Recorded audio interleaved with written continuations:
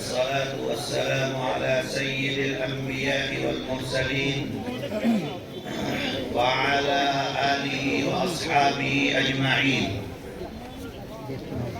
أما بعد، فقد قال الله سبحانه وتعالى: إن الدين عند الله الإسلام. صدق الله مولانا العلي العظيم، ونحن على ذلك لمن الشاهدين والشاكرين، والحمد لله رب العالمين.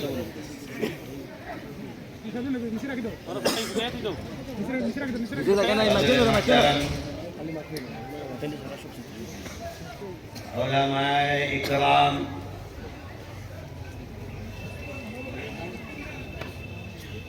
مدرسے کے سالانہ محفل میں جمع ہونے والے محترم بزرگوں، نوجوان ساتھیوں، یہاں اس مدرسے میں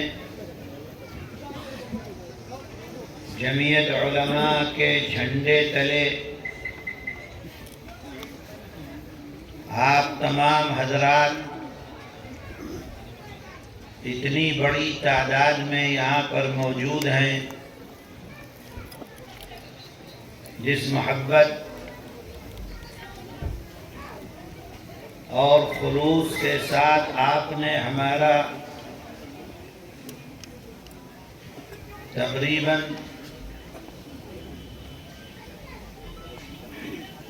کافی دور سے استقبال کیا. ہزاروں موٹر سائیکلیں اور گاڑیاں. حقیقت یہ ہے کہ یہ سب ثمرہ ہمارے ان اکابرین کی خدمات کا ہے جو جمعیت علماء کے بینر تلے اس ملک کی خدمت انجام دے کر دنیا سے رخصت ہو گئے. آج بھی جمعیت علماء کی باغ ڈور جن اکابرین کے ہاتھ میں ہے، وہ بھی اپنے بزرگوں کی نقش قدم پر چلتے ہوئے ملک و ملت کی ویسے ہی خدمت انجام دے رہے ہیں جیسا کہ اکابرین دیا کرتے تھے.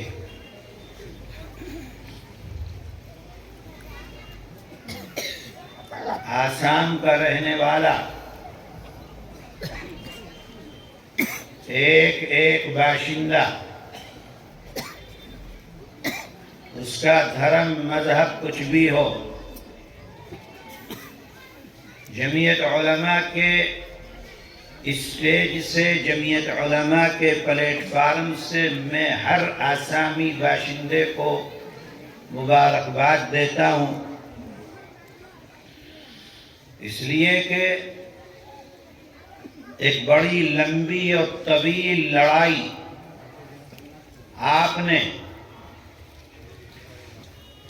آپ کے بڑوں نے، جمعیت علماء نے، جمعیت علماء کے بزرگوں نے، خاص طور پر آج جمعیت علماء ہند کے صدر محترم حضرت مولانا سید ارشد مدنی دامت برکاتہم، اور ان کے ساتھ ساتھ جمعیت علماء کی یہاں کی مقامی صوبائی آپ کی جماعت، جس کے سربراہ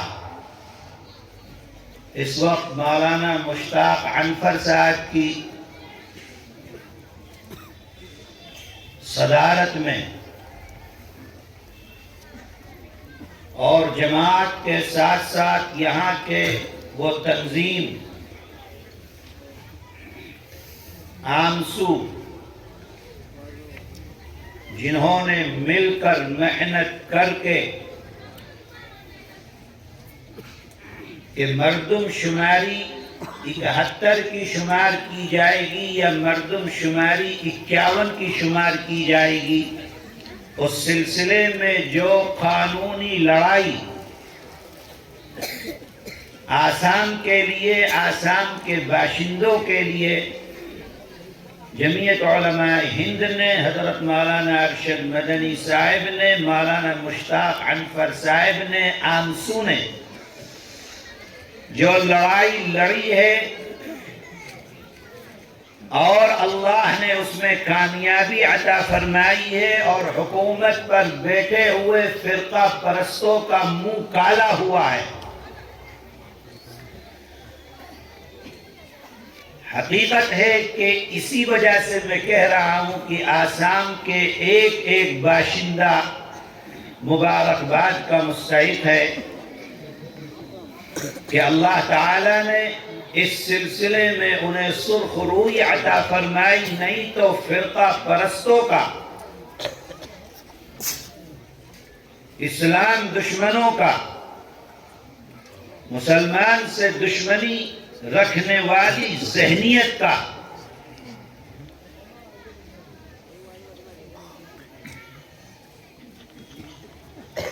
کام چل رہا تھا کہ کس طریقے سے صوبے کے مسلمانوں کو خاص طور پر نقصان پہنچایا جائے اور ان کو یہ ثابت کیا جائے کہ یہ ہندوستانی نہیں ہے، یہ غیر ملک سے آ کر یہاں پر بسے ہوئے ہیں۔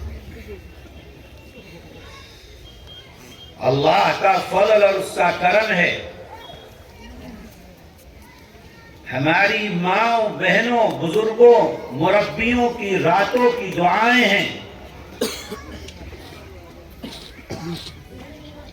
بزرگ قائد شیخ الاسلام والمسلمین سیدنا حسین احمد مدنی رحمت اللہ علیہ کے فرزند ارجمند حضرت مولانا ارشد مدنی صاحب صدر جمعیت علماء ہند، رات و دن کی ان کی محنت، ان کی ٹیم کی محنت کہ اللہ تعالیٰ نے فرقہ پرستوں کا منہ کالا کیا اور آسام کے لوگوں کو اللہ تعالیٰ نے عزت عطا فرمائی، سرخ روئی عطا فرمائی۔ آپ حضرات جس جمعیت کے جھنڈے کے تلے یہاں پر موجود ہیں، شاید آپ جمعیت کی وہ خدمات نہیں جانتے۔ آپ اپنے گھر میں آرام سے سو رہے ہیں اور جمعیت آپ کے لیے خدمت کو انجام، اور اتنی بڑی خدمت 50 لاکھ لوگوں کا معاملہ تھا۔ فرقہ پرستوں کے پلان تیار تھے، سینٹر بنا دیے گئے تھے کہ کیسے یہاں کے رہنے والے مسلمانوں کو دبایا جائے، کچلا جائے اور ان کو غیر ملکی ثابت کر کے ان کی زمینوں پر، مکانوں پر، کاروبار پر، روپیے اور پیسوں پر، ہر چیز پر قبضہ کر کے اور ان کو لے جا کر ان کیمپوں کے اندر ڈال دیا جائے، بے عزت کر دیا جائے۔ لیکن عزت دینے والی ذات صرف اللہ کی ہے۔ اللہ نے عزت عطا فرمائی اور فرقہ پرستوں کو اللہ نے ذلت اور رسوائی دے دی۔ جمعیت علماء آپ کے بزرگوں کی جماعت ہی نہیں، آپ کے پاس آپ کے بزرگوں کی امانت بھی ہے۔ اس امانت کو تھامنا، اس امانت کو مضبوطی فراہم کرنا،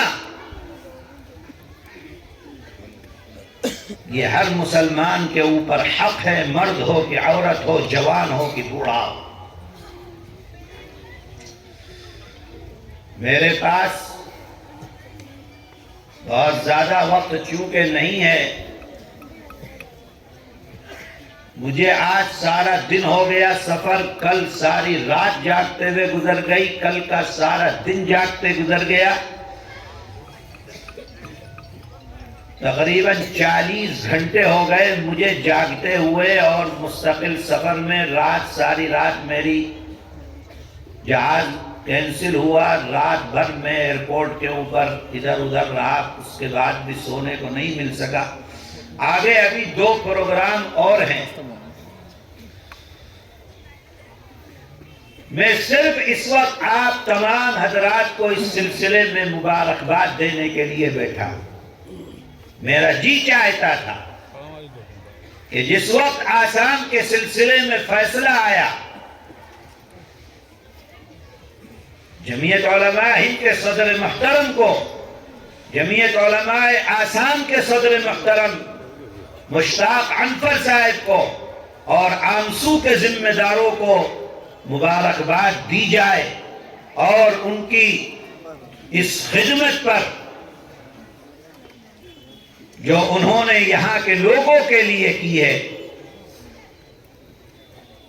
دل کی گہرائیوں سے ہر آدمی کو اس کو قدر کی نگاہ سے دیکھنا چاہیے۔ آج دنیا والے، ہمارے اور آپ کے دشمن، اقتدار پر بیٹھے ہوئے لوگ، آپ کے دشمن،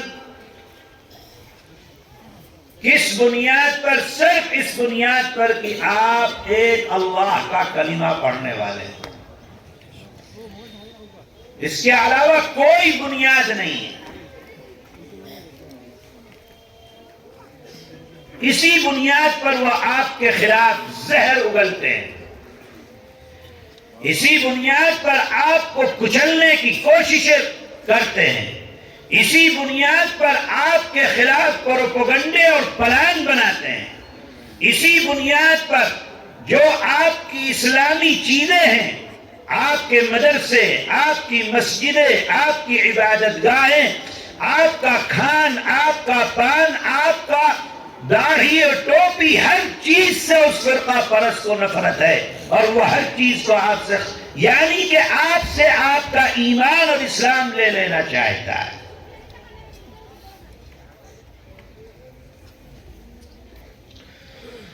اللہ تعالیٰ قرآن کریم میں فرماتا ہے،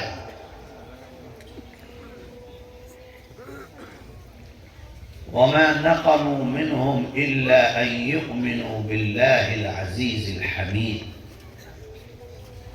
کوئی جرم نہیں ہے،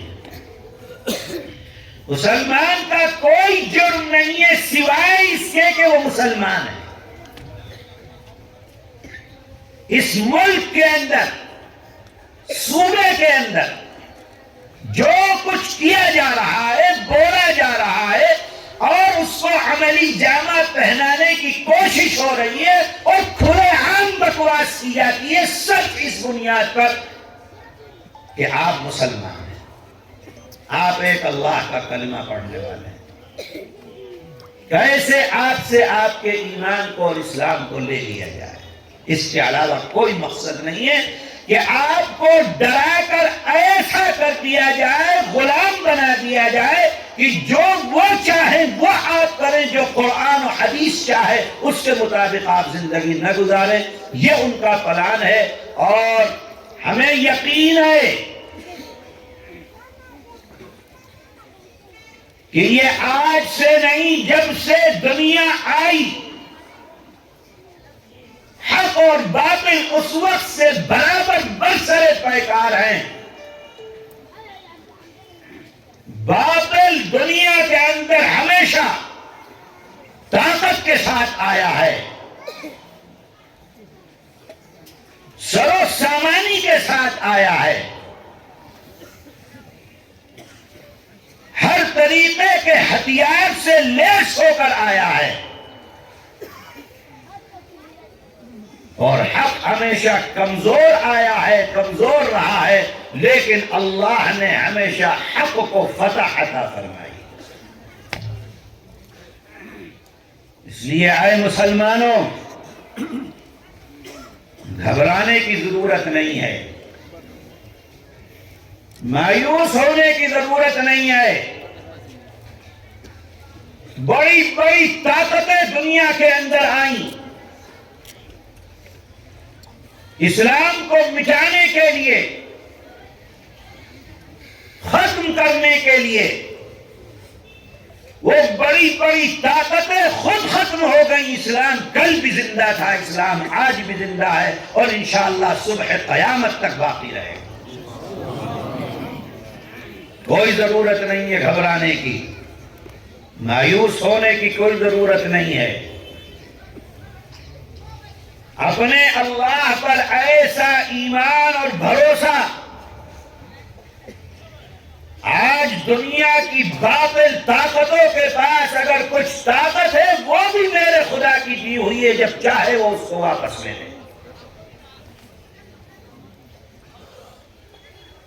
جو کچھ ہے وہ اللہ کا دیا ہوا ہے، طاقت اللہ کی ہے، یہ دنیا اللہ کی ہے، نظام اللہ کے ہاتھ میں۔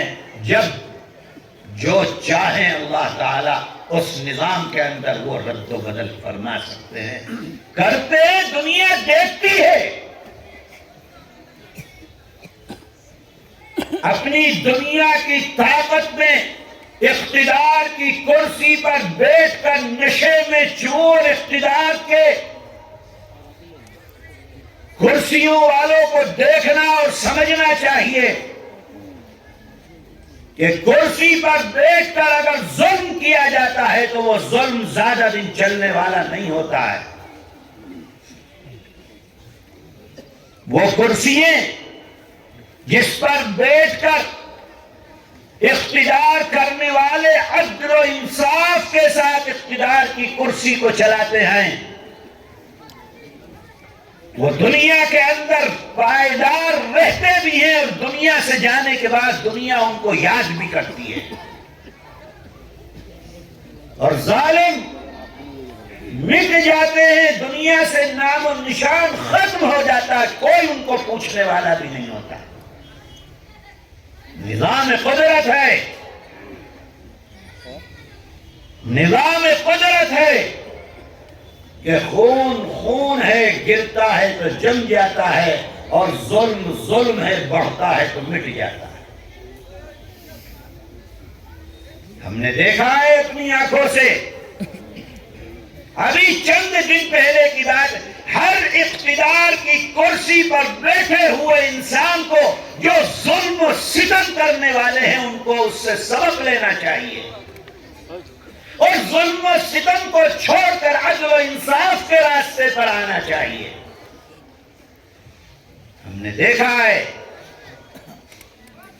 شام میں 50 سال تک ظالم حکومت کے اوپر بیٹھا ہوا ظلم کرتا رہا، 2 لاکھ سے زائد لوگوں کو جیلوں کے اندر بند کر کے رکھا، ہزاروں لوگوں کو قتل کر دیا،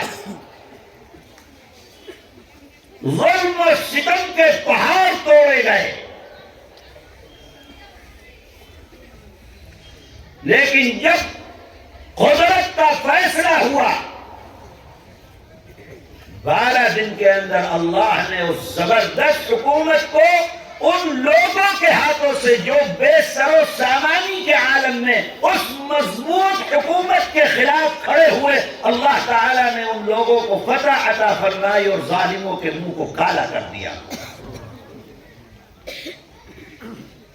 کوئی چیز کام نہیں آئی، نہ ان کی توپیں کام آئیں، نہ ان کی بندوقیں کام آئیں، نہ ان کی گولیاں کام آئیں، نہ ان کی فوج کام آئی، کوئی چیز کام نہیں آئی۔ قدرت کا فیصلہ ہو گیا، ظالموں کو نکال کر باہر پھینک دیا گیا۔ ہر اقتدار پر بیٹھے ہوئے، حکومت پر بیٹھے ہوئے انسان کو سبق لینا چاہیے۔ عدل و انصاف کے ساتھ کام کرو گے، دنیا تمہیں پوجے گی بھی، تمہارے آگے جھکے گی بھی، اور اگر عدل و انصاف کو چھوڑ کر ظلم و بربریت اور وہ ظلم و بربریت بھی منہج کی بنیاد پر اگر تم کرتے ہو، کوئی بھی وقت ہوگا جب قدرت کا فیصلہ ہوگا اور تمہیں اس سے نکال کر باہر پھینک دیا جائے گا۔ اے میرے بھائیوں، ایمان مضبوط، جو کچھ ہونا ہے، جو کچھ دنیا کے اندر ہونا ہے، بغیر خدا کے حکم اور اس کی مرضی سے نہیں ہو سکتا۔ جس نے کہہ دیا کہ اللہ میرا رب ہے، ثم استقاموا، پھر پہاڑ کی طرح جم گیا اس پر، کون سا ظلم کرو گے؟ ان الذین قالوا ربنا اللہ ثم استقاموا، جم گیا پھر، اللہ پر ایمان ہے۔ اب کوئی افتاد ٹوٹ پڑے، کوئی ہم سے ہمارا ایمان نہیں لے سکتا۔ یہ مضبوط ایمان ہمارے اندر ہونا چاہیے، یہ مضبوط ایمان اپنے اندر پیدا کرو، اپنے بچوں کے اندر پیدا کرو، اپنی بچیوں کے اندر پیدا کرو۔ آج یہ دیکھنے میں ملتا ہے کہ تھوڑی سی تکلیف اگر آتی ہے تو آدمی ایمان کو چھوڑ کر دوسری طرف چلا جاتا ہے، اور خاص طور پر ہماری بیٹیاں، ہماری بہنیں۔ اے میرے بھائیوں، وہ عقیدہ اور وہ ایمان ان کو دو کہ بڑی سے بڑی کوئی افتاد ٹوٹے لیکن ایمان کبھی نہیں جانا، اس لیے کہ دنیا کی سب سے قیمتی اگر کوئی شے ہے تو وہ آپ کے پاس اللہ کی طرف سے ایمان ہے، اللہ کو ایک جاننا اور ایک اللہ پر ایمان۔ اس سے بڑی دنیا کے اندر کوئی اللہ کی طرف سے ملنے والی نعمت نہیں ہو سکتی۔ اس ایمان کی قدر کرو، اپنے بچوں کو وہ ایمان دو، بچیوں کو ایمان دو، ان کو بتلاؤ، ان کو سکھلاؤ۔ آج تو مصیبت یہ ہو گئی ہے کہ موبائل ہاتھ کے اندر ہے، بچوں کے بھی بچیوں کے بھی، کیا الٹا سیدھا اس کے اوپر کرتے رہتے ہیں کوئی نہیں جانتا، برباد کر کے رکھ دیا ہے دین کو۔ ایسے بھی لوگ ہیں کہ ان سے اگر پوچھا جائے کہ نبی ہمارا کون ہے تو وہ نبی کا نام بھی نہیں جانتے۔ ایسے بھی لوگ ہیں کہ پوچھا جائے کہ نبی کے 4 ساتھیوں کا نام بتاؤ، وہ 4 ساتھیوں کا نام نہیں جانتے ہیں۔ ایسے بھی لوگ ہیں کہ پوچھا جائے کہ اللہ کے نبی کی بیویوں کا کیا نام ہے نہیں جانتے ہیں، بچوں کا کیا نام ہے نہیں جانتے ہیں، آپ کی صاحبزادیوں کا کیا نام ہے نہیں جانتا ہے مسلمان۔ پہلا کلمہ، دوسرا کلمہ، تیسرا کلمہ پوچھ لو، مسلمان نہیں جانتا۔ موبائل ہر وقت ہاتھ میں، پوچھو کہ بھئی کتنے، کون کون کھیلنے والا ہے، ہر کا نام جانے گا، کون فلموں کے اندر کام کرنے والا ہے وہ اس کو جانے گا، دنیا کی چیزیں جانتا ہے، اپنے ایمان کی چیزیں مسلمان نہیں جانتا۔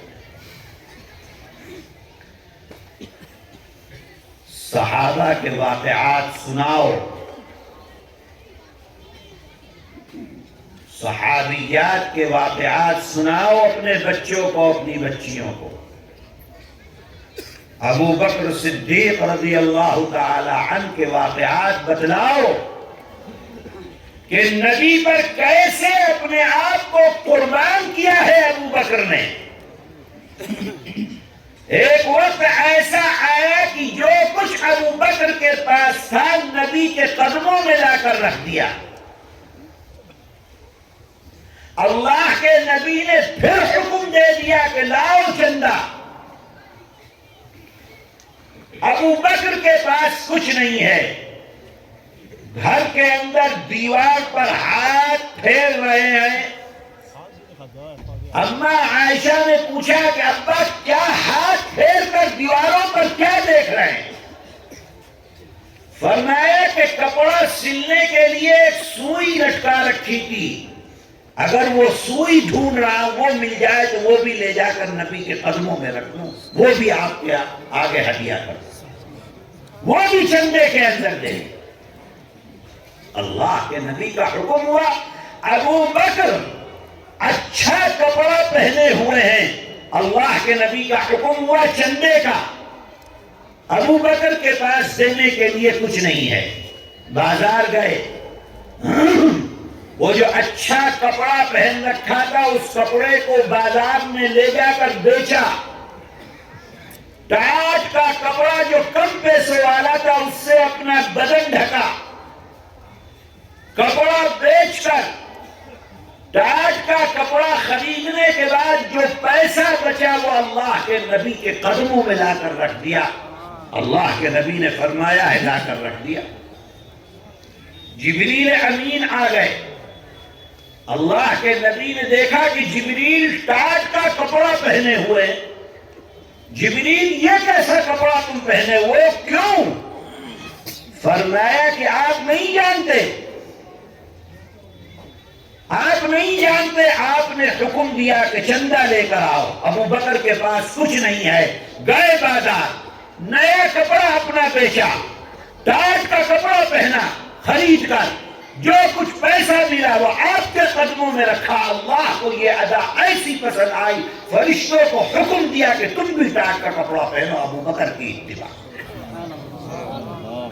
یہ ہے ابو بکر صدیق رضی اللہ عنہ۔ کیسا ایمان ہے ابو بکر کا، کیسی محبت ہے اپنے نبی سے، کیسا عشق ہے اپنے رسول سے، سب کچھ قربان کر دیا نبی کے اوپر۔ میرے عزیزو، یہ اپنے بچوں کو سکھلاؤ، پڑھاؤ، بتلاؤ۔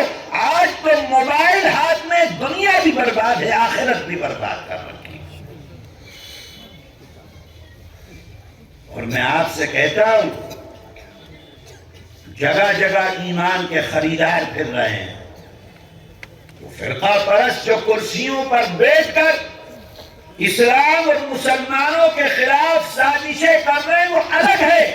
آپ کے اپنے بھیس میں داڑھی اور ٹوپیوں کے ساتھ لوگ آپ کے ایمان کے خریدار،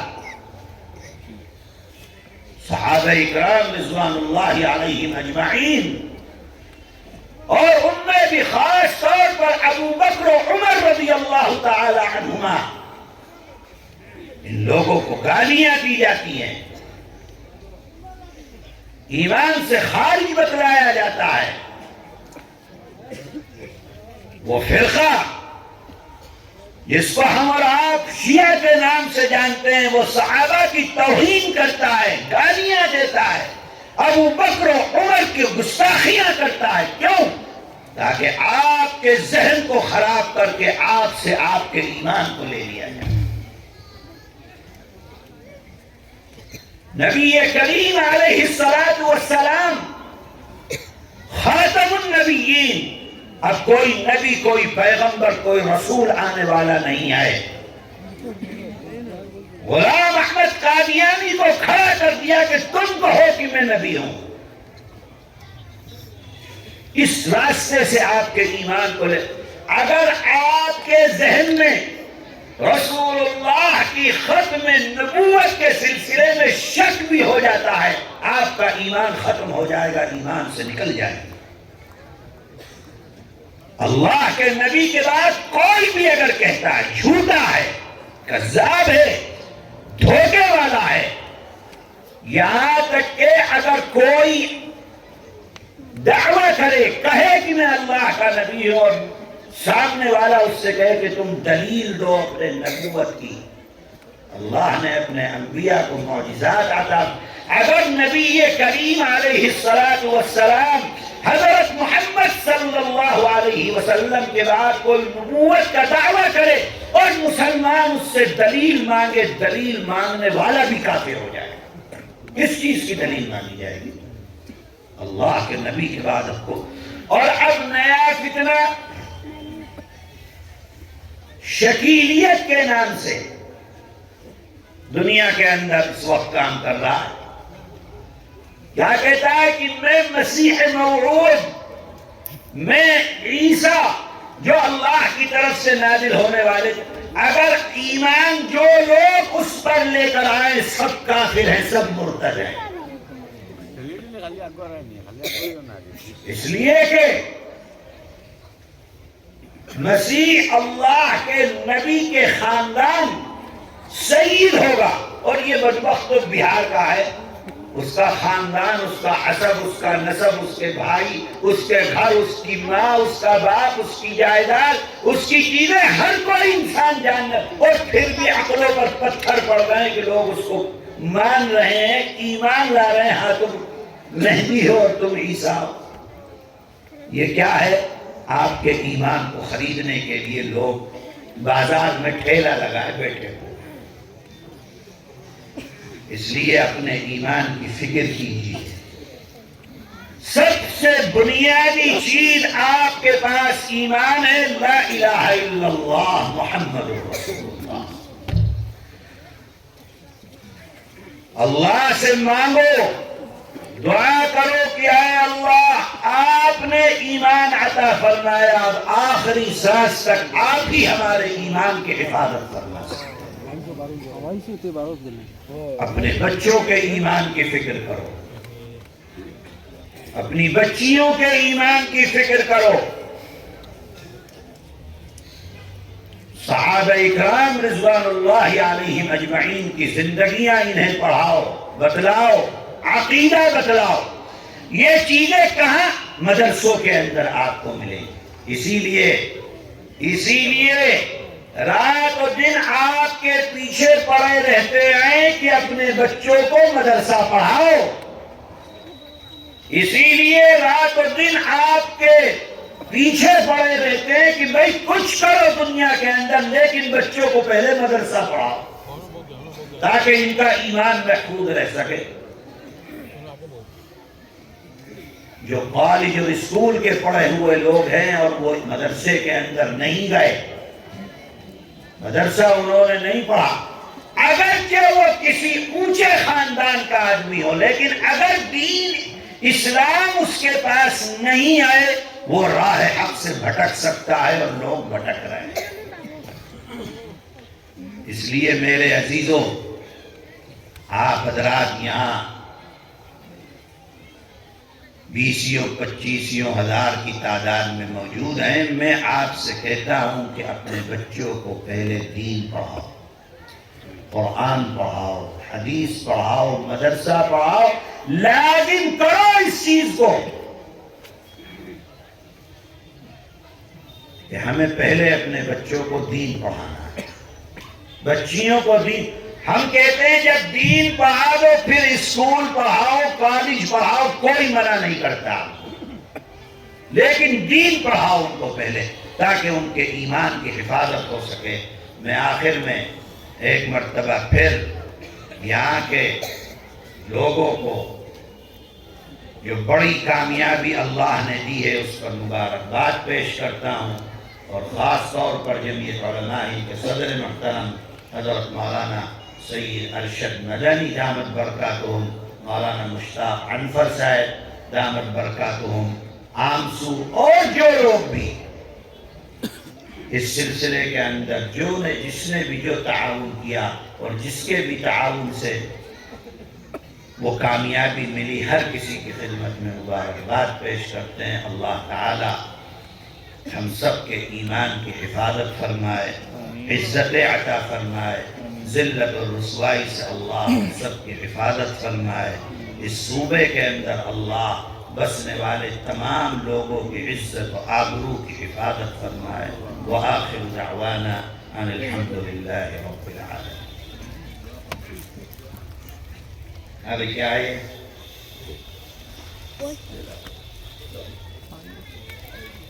حاجی دعا تو ہو گئی، یہ نہیں مانتے، پھر کیسے مانیں گے بتاؤ؟ کچھ لگتی ہو ہاتھ اٹھا کر ہو، یہ ہے بات صحیح. جو ہاتھ اٹھا کر ہو وہی دعا سمجھتے ہیں.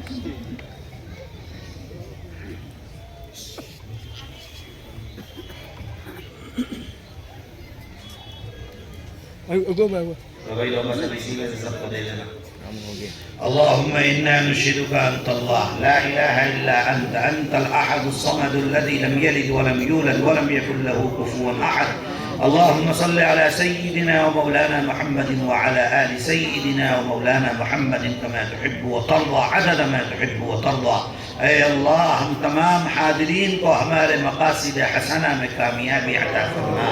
اے اللہ ہمارے یہاں آنے کو قبول فرما, ہمارے بیٹھنے کو قبول فرما.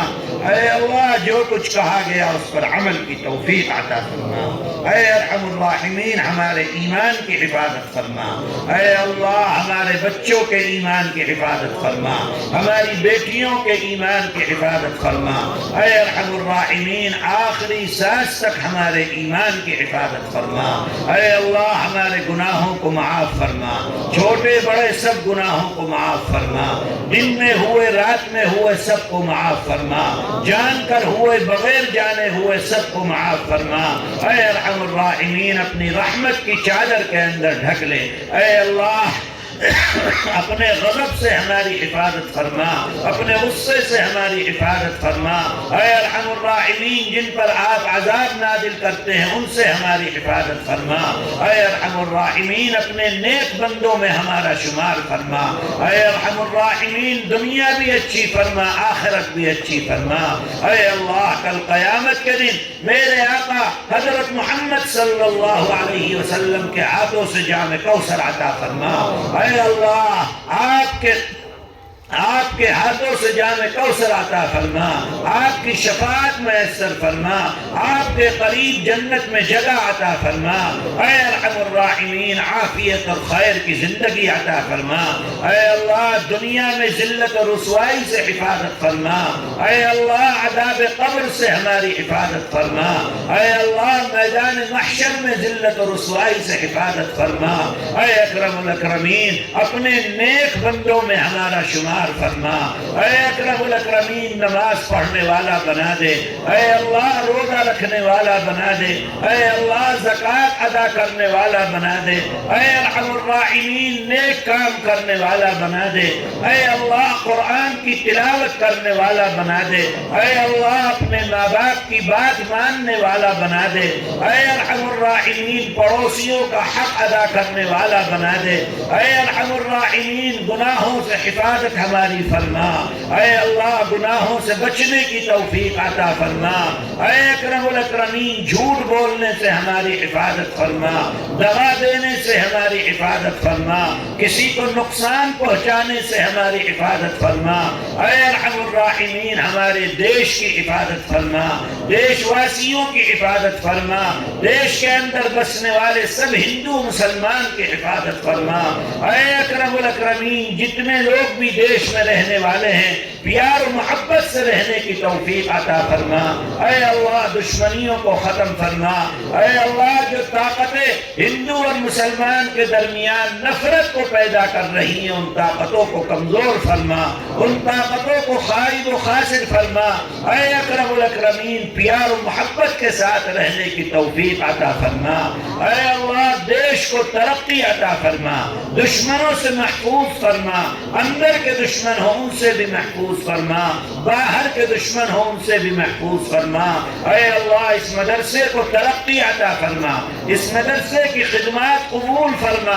اے اللہ ہر گھر میں اس مدرسے کے واسطے سے حافظ قرآن پیدا فرما, دین کے داعی پیدا فرما, دین کے عامل پیدا فرما. اے اللہ پورے علاقے میں اس مدرسے کو رحمت والا بنا دے. اے اللہ جو لوگ مدرسہ چلا رہے ہیں غیب سے ان کی مدد فرما, اساتذہ کی خدمات قبول فرما, پڑھنے والے طلباء کو اے اللہ عالم باعمل بنا, اپنے دین کی خدمت کے لیے قبول فرما. اے اللہ مدرسوں کی حفاظت فرما, مسجدوں کی حفاظت فرما, دینی جلسگاہوں کی حفاظت فرما. اے ارحم الراحمین یہاں آنے والے ہر مسلمان کے جان و مال کی حفاظت فرما, عزت و آبرو کی حفاظت فرما, ہماری ماں و بہنوں کی عزت و آبرو آبرو کی حفاظت فرما، اے ارحم الراحمین بہن بیٹیوں کی عزت و آبرو کی حفاظت فرما، اے اللہ بیماروں کو شفا عطا فرما، پریشان حال لوگوں کی پریشانیوں کو دور فرما، اے اکرم الاکرمین جن لوگوں نے دعا کے لیے کہا یا وہ ہم سے امید رکھتے ہیں ان تمام کی جائز حاجتیں تمنائیں اور مرادوں کو پورا فرما، اے اللہ یہاں کے لوگوں نے جس محبت کے ساتھ معاملہ کیا اے اللہ اس محبت کو ان کے لیے ذخیرہ آخرت بنا، اے ارحم الراحمین جس عمارت کی بنا ڈالی گئی اے اللہ غیب سے اس کی تکمیل کے فیصلے فرما، اے ارحم الراحمین ان تمام نوجوانوں کو جنہوں نے محنت کر کے اس جلسے کے لیے خدمت انجام دی ہے اے اللہ ہم سب کی خدمات قبول فرما، اس جلسے کے لیے جن لوگوں نے دان کیا، جو لوگ مدرسے کو دان کرتے ہیں اے اللہ ان کے دان کو قبول فرما، بدلے میں جنت میں ان کو جگہ عطا فرما، اے اللہ آخری سانس تک ہمارے ایمان کی حفاظت فرما، اور جب ہم اس دنیا سے جانے لگیں کلمہ لا الہ الا اللہ محمد الرسول اللہ نصیب فرما، اے اللہ ہماری ان دعاؤں کو ہمارے آقا حضرت محمد صلی اللہ علیہ وسلم کے صدقے اور طفیل قبول فرما، سبحان ربک رب العزت عما یصفون وسلام علی المرسلین والحمد للہ رب العالمین۔ السلام علیکم ورحمۃ اللہ وبرکاتہ۔